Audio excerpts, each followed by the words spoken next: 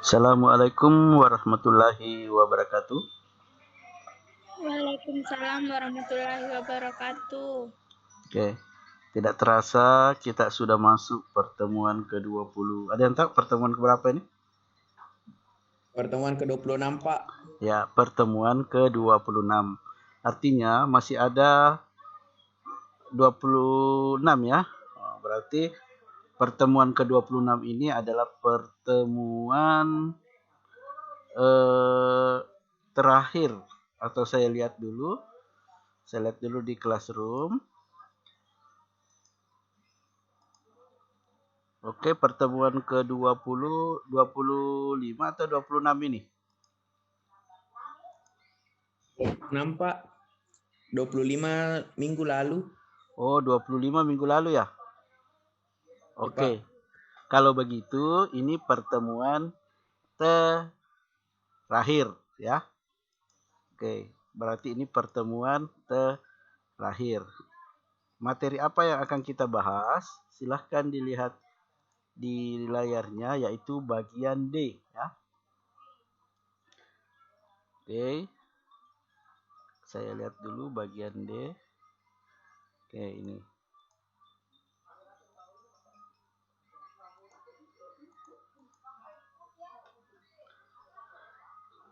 Menciptakan kembali teks anekdot dengan memperhatikan struktur dan kebahasaan. Berarti kalau ini pertemuan ke-26, berarti minggu depan itu kita ulangan harian yang ke berapa? Yang ketiga ya. Bab 1 sudah, bab 2 sudah. Nah, sekarang kita ke bab 3. Nah, coba diperhatikan karena ini pertemuan ke-26 ya. Nah, di pertemuan ke-27 ya, itu saya sudah mau menyetor bukunya, tapi sebentar itu kita bahas. Kita bahas dulu ini. Menciptakan kembali teks anekdot dengan memperhatikan struktur. Maaf. Huh? Kenapa? Maaf, Pak. Baru masuk pertemuan ke-25, Pak. Salah. Nah, bila perasaan baru pertemuan ke-25 ini berarti. Karena saya lihat di Classroom 25. Toh? Iya, Pak. Oke, enggak apa-apa. 25 baru 26 berarti hari Selasa depan baru keulangan harian. Itu saya bilang, kenapa cepat sekali? Selasa depan pi. Oke, menganalisis struktur, coba lihat. Oke, strukturnya coba lihat. Nah, masih ingat struktur? Ingat, struktur teks anekdot itu ada 5 ya. Diawali, jadi kita percepat saja identifikasi struktur ini sudah dipelajari minggu lalu. Strukturnya itu ada 5, dimulai dari abstraksi, orientasi, saya ulangi, abstraksi, orientasi, krisis, reaksi, dan koda. Ini bisa lihat di sini. Nah, ini sudah dibahas pada pertemuan yang lalu, masih tersimpan rapi di pertemuan ke-24 penjelasannya. Namun di kali ini kita disuruh, perhatikan, mengidentifikasi. Nah, seorang warga melaporkan kemalingan. Itu adalah abstraksi. Ya. Apa itu abstraksi? Ya, bisa dilihat. Saya sudah kasih materinya minggu lalu ya. Abstraksi adalah bagian awal ya. Ini pendahuluan yang menyatakan latar belakang atau gambaran umum tentang isi suatu teks. Ingat, di dalam teks anekdot itu abstraksi dengan koda itu opsional. Artinya boleh ada, boleh juga tidak ada. Yang wajib itu hanya ada 3, orientasi, krisis, dan reaksi ya. Nah, apa itu orientasi, krisis, reaksi sudah saya jelaskan juga minggu lalu. Oke, nah di sini kita coba menganalisis dosen yang juga menjadi seorang pejabat Ya, kita apakah ada abstraksinya? Nah, kita lihat. Ini ya. Tunggu dulu, saya angkat telepon dulu. Halo? Iya. Oh iya, sebentar saya ambil ya. Terima kasih banyak. Oke, perhatikan. Nah, kita cek. Nah, di soal itu, di ulangan hari yang ketiga, seperti ini contohnya misalnya. Ya, di kantin sebuah universitas, ini masuk kategori apa? Ya, ini adalah masuk kategori abstraksi. Di kantin sebuah universitas. Orientasinya, Udin dan Tono, dua orang mahasiswa sedang berbincang-bincang. Kemudian, krisisnya. Ya, krisisnya ini. Saya heran sampai di sini. Nah, itu krisisnya. Saya heran. Nah, setelah krisis, itu ada reaksi. Ya, betul. Ada reaksi. Apa reaksinya? Ya, ini. Barangkali saja beliau capek. Atau kakinya tidak kuat berdiri. Nah, ini sampai di sini reaksinya. Nah, yang mana kodanya ini? Nah, seperti itu nanti banyak yang muncul di soal ya, ulangan harian. Oke. Nah, sekarang mengenal pola penyajian teks anekdot. Ini pola penyajian teks anekdot itu kemarin itu cuma ada dua. Ada yang disampaikan dalam bentuk percakapan atau dialog. Ada juga yang disampaikan dalam bentuk wacana, narasi. Jadi menyajikan anekdot itu cuma ada dua. Disampaikan dengan percakapan, disampaikan dengan narasi. Namun persamaannya ya sama-sama menggunakan kalimat langsung yang diucapkan oleh tokoh, oleh partisipan, oleh pelaku. Nah, kalau dalam bentuk dialog, ya, kalimat langsung adalah sebuah kalimat yang merupakan hasil kutipan langsung dari pembicara. Seseorang yang sama persis seperti apa yang dikatakannya. Nah, ini Tono. Ini syaratnya ya kalau mengutip, ya bisa dicek nanti. Syaratnya kalau mengutip di dialog, maksudnya langsung percakapan orangnya, partisipannya, namanya dulu, baru tanda titik 2, baru spasi tanda petik 2, baru huruf besar. Kemudian titik diakhiri dengan tanda petik. Ini syaratnya kalau anekdotnya dalam bentuk percakapan. Ini tadi, diawali dan diakhiri huruf awal setelah tanda petik, huruf kapital atau huruf besar, antara pembicara dan yang dikatakan dipisahkan dengan tanda titik 2. Nah, bagaimana kalau anekdotnya dalam bentuk wacana narasi? Ya, seperti ini. Selain ditulis dalam bentuk dialog seperti anekdot dosen menjadi pejabat, ada juga anekdot disajikan dalam bentuk narasi. Nah, coba bandingkan penulisan kalimat langsungnya dalam anekdot berikut. Jadi persamaannya wacana dengan dialog itu ya, rata-rata menggunakan kalimat langsung. Nah, contoh. Ini pada puncak pengadilan korupsi politik, jaksa penuntut umum menyerang saksi. Nah, di sini tidak ada namanya. Ini apakah benar? Tanda petik. Ya, ini menggunakan kata kerja. Teriak jaksa. Ya, pelakunya. Jadi apa yang diucapkan dulu dilanjutkan dengan tokohnya. Bahwa Anda menerima $5.000 untuk berkompromi dalam kasus ini. Jadi ucapannya itu ada dua, mulai dari ini dilanjutkan dengan yang ini. Saksi menatap keluar jendela seolah-olah tidak mendengar pertanyaan. Ya, bukankah benar bahwa Anda menerima $5 untuk berkompromi dalam kasus ini? Ya, ulang pengacara tokohnya. Saksi masih tidak menanggapi. Akhirnya hakim berkata, "Pak, tolong jawab pertanyaan jaksa." Hakim lagi. "Oh maaf," saksi terkejut sambil berkata kepada hakim, "Saya pikir dia tadi berbicara dengan Anda." Nah ini ya, dalam bentuk wacana narasi dengan menggunakan kalimat langsung. Oke. Nah, sekarang kita cek-cek lagi contohnya.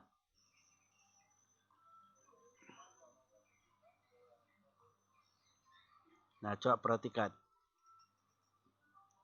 Ini yang tadi aksi maling tertangkap CCTV. Awalnya ini kan yang tadi kita baca itu berbentuk dialog. Ini.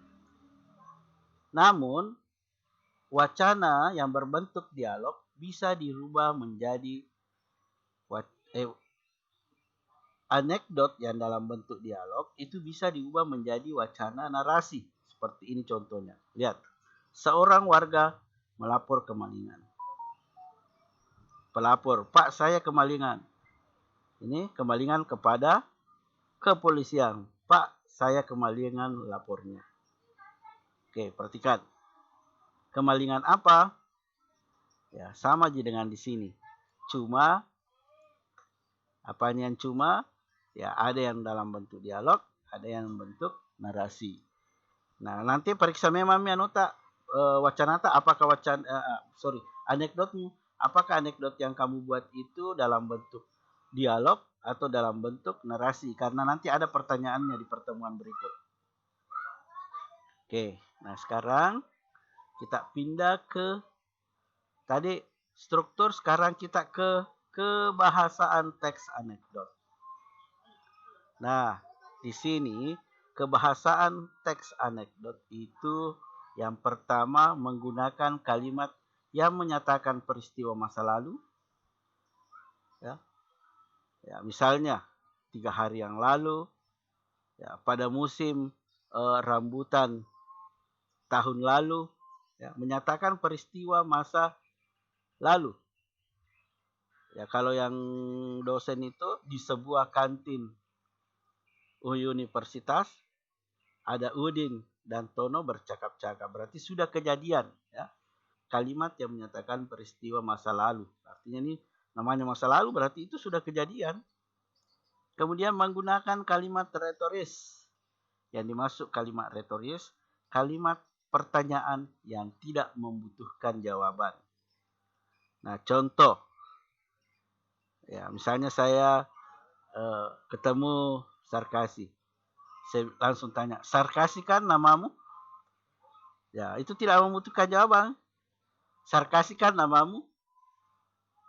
Ya, paling Sarkasi bilang iya. Nah, misalnya ketemu dengan saya nanti sore kan ada pekerjaan di pembersihan kelasmu. Mudah-mudahan kalian bisa datang ke sekolah nanti sore. Nah, misalnya ketemu saya nanti sore di sekolah.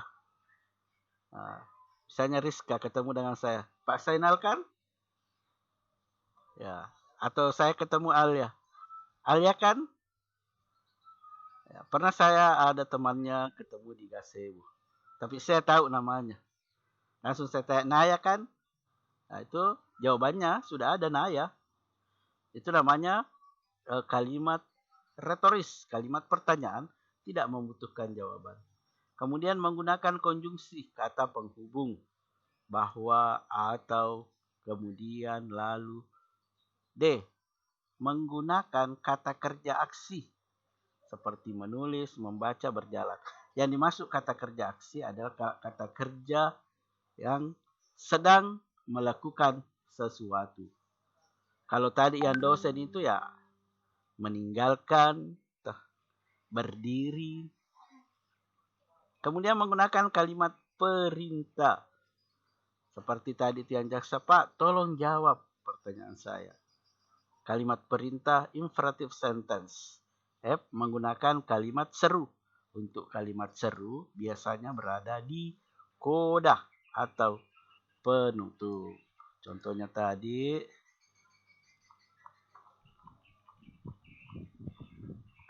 Nah ini. Ini ya. Kodanya. Nah kita lihat penerapannya dalam kisah pengadilan tindak pidana korupsi. Yang manakah kalimat yang menyatakan peristiwa masa lalu? Ini. Pada puncak pengadilan korupsi. Berarti pada puncak pengadilan korupsi itu sudah kejadian. Kalimat retorisnya. Apakah benar? Teriak jaksa bahwa Anda menerima $5.000. Nah, jawabannya ini, menerima $5.000 untuk berkompromi dalam kasus ini. Konjungsi penghubung akhirnya. Ya. Kata kerja aksi. Ya, menatap, mendengar. Penggunaan kalimat perintah. Ya, Pak, tolong jawab pertanyaan jaksa. Penggunaan kalimat seru. Oh, maaf. Ini kodanya biasa. Oke, sekarang kita disuruh lagi aksi maling tertangkap CCTV. Yang mana kalimat yang menyatakan peristiwa masa lalu, retoris, konjungsi, kata kerja aksi, kalimat perintah, serta kalimat serunya. Oke, kita bahas.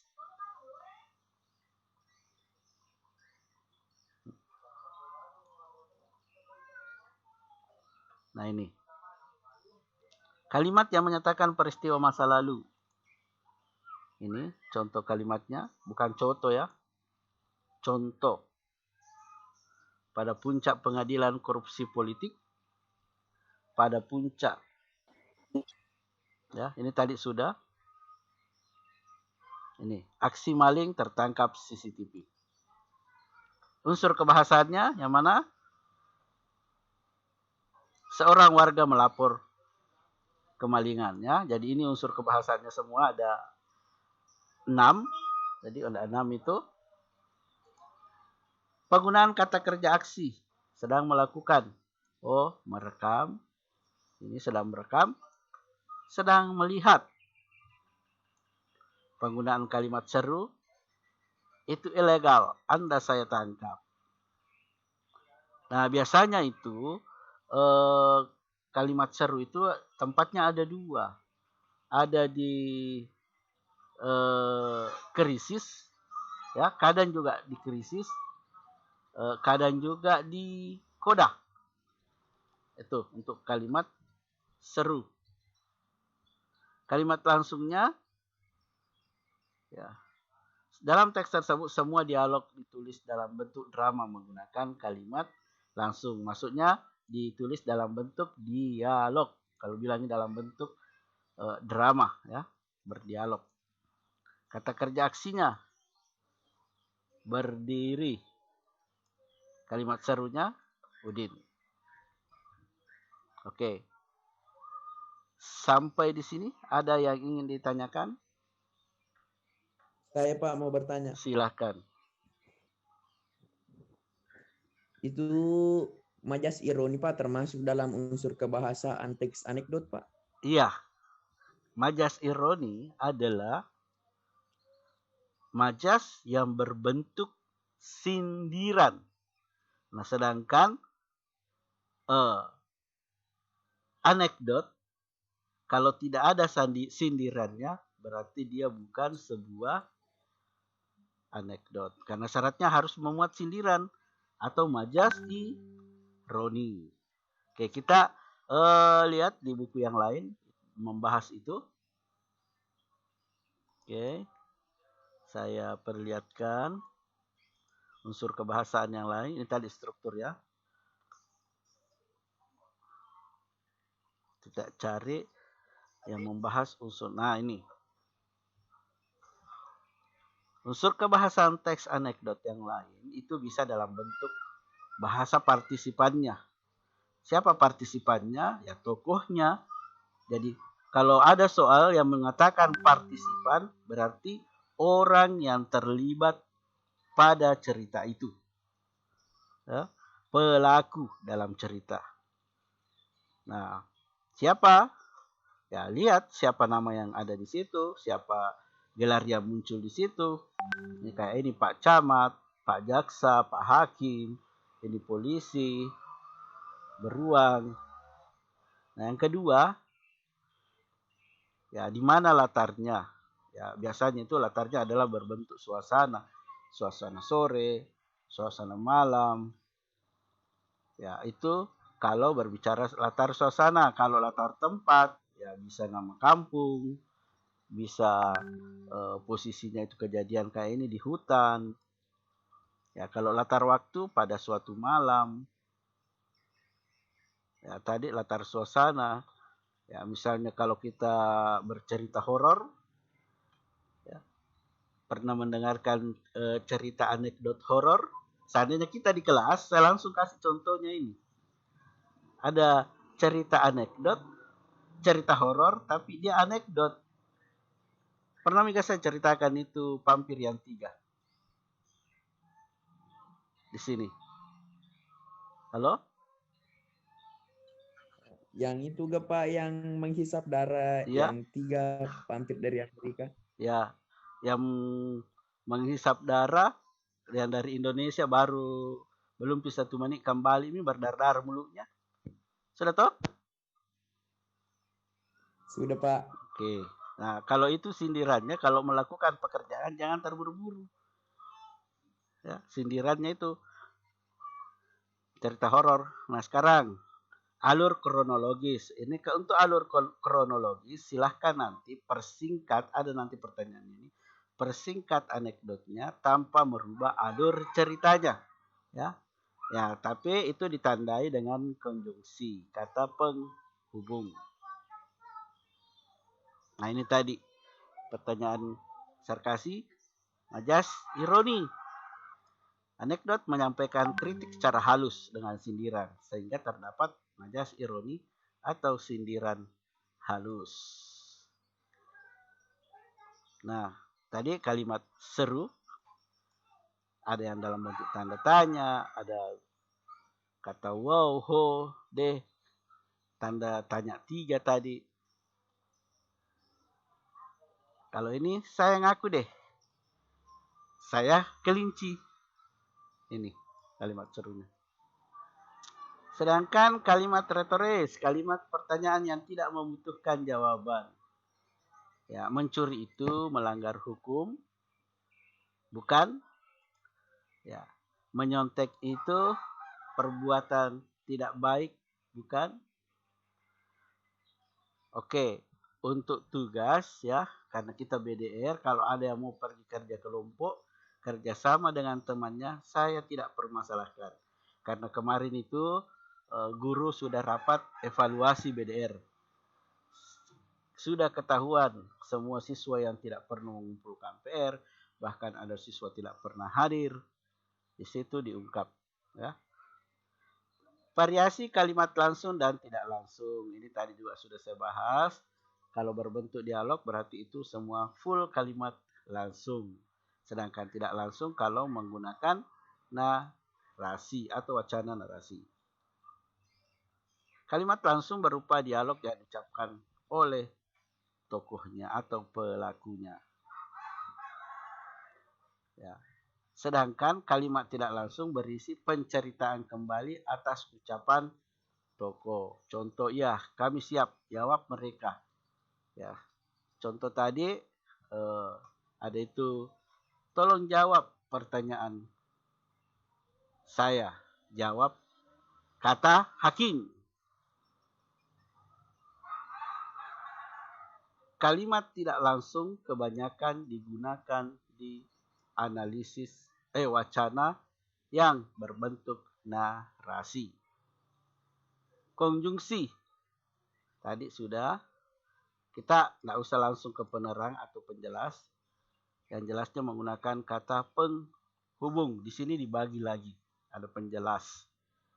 Nah, terus kata kerja. Di sini juga dibagi. Kata kerja tadi ada kata kerja aksi. Ya. Nih, kata kerja material disebut juga kata kerja aksi. Nah, kayak ini, teriak, berteriak ya. Kemudian kata kerja mental. Ya ini, kalau ini menunjukkan aktivitas atau suasana. Ya misalnya ini, menyesal, menakutkan. Nah ini contoh ada kambing hilang. Nanti ini filenya akan saya share juga. Jadi ini pertemuan ke-25 ya, bukan pertemuan ke-26. Nah ini nanti kalimat retorisnya, kalimat langsungnya dan tidak langsungnya, konjungsinya, kata kerjanya. Ini ada lagi. Oke, sampai di sini ada yang ingin ditanyakan? Ada yang ingin ditanyakan? Tugasnya sudah ditulis toh, anekdot dengan humor. Humor dulu baru anekdot. Karena insya Allah kalau sudah pertemuan terakhir, sudah bisa dikumpul di sekolah tugasnya. Ya, sudah bisa dikumpul. Tapi nanti jangan kumpul sekarang karena masih ada kelanjutannya sedikit. Nanti dibahas pada pertemuan berikutnya. Kalau tidak ada pertanyaan, silahkan nyalakan videonya untuk saya absensi. Silahkan.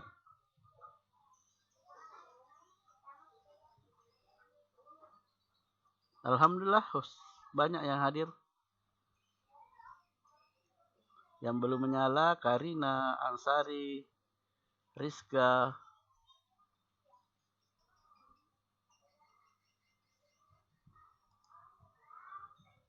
Oke, sudah menyala semua. Terima kasih yang sudah nyalakan. Meskipun masih ada yang menghilang. Yang merah ini ditutup pakai tangan ya. Kalau merah itu ditutup pakai tangan kameranya. Ya. Oke, kalau hitam saya tidak tahu ditutup pakai apa. Ditutup pakai rambut. Oke, saya absensi ya. Kenapa menataku? Dilihat. Kayak kemarin ada 10 IPS 4 ke sekolah. Karena dia sering nyalakan, kumpul tugasnya, sering nyalakan kameranya, langsung saya tahu.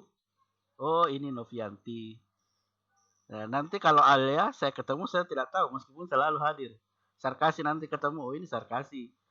Kalimat retoris, oh ini selfie. Ya. Nah, pernah saya minggu lalu, saya ke Gazebo itu ketemu Naya. Karena Naya setiap kita belajar selalu kalau dia kasih nyala videonya. Nah, langsung oh Naya. Nah, mamanya heran, ini siapa Naya? Oh ini guru saya Pak.